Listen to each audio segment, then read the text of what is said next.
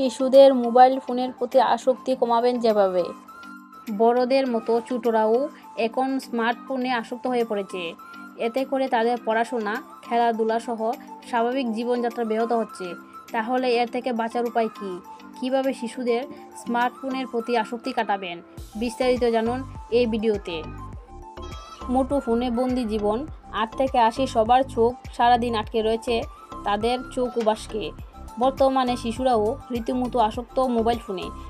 Mobile থেকে সন্তানকে দূরে রাখাই বাবা মায়েদের জন্য একটা বড় চ্যালেঞ্জ হয়ে দাঁড়িয়েছে। কিন্তু বর্তমানের জীবনধারাতেও অবধারিতভাবে শামিল হয়ে গেছে ফোন।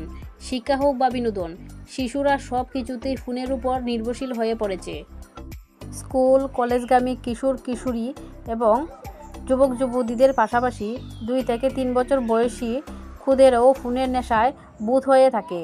মোবাইলেই পড়া, মোবাইলেই খেলা, কেউ ফোন ছাড়া মুখে তোলে না খাবার।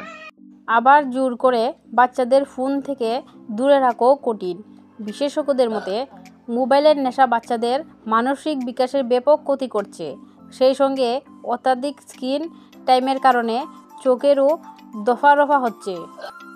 আজকের ভিডিওতে দেওয়া এই 5টি পরামর্শ মানলে বাচ্চারা হাসিমুখে নিজেরাই মোবাইল ফোন থেকে নিজেদের সরিয়ে নেবে খুব সহজে। 1.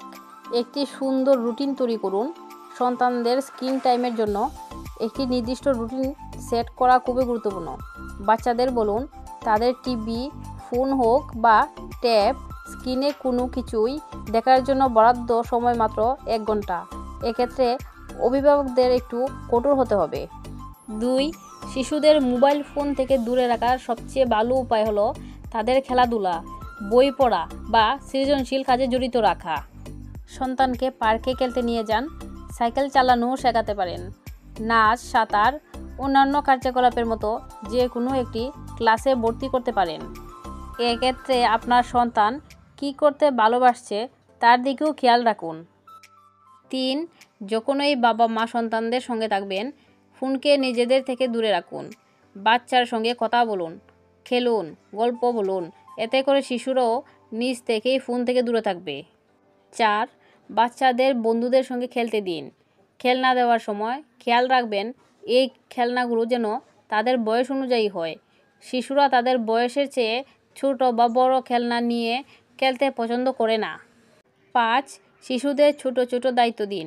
ঘরের কাজেও ওদের নিজের সঙ্গী করুন। জন্মদিন, ফাংশন ইত্যাদিতে কিছু ছোট্ট বিশেষ কাজ দিন। গাছে জল দেওয়া, খেলনা গুছিয়ে রাখা, আলমারি পরিষ্কারে সাহায্য নিন। ঘর সাজানোর কাজে তাদের অংশগ্রহণ করতে দিন।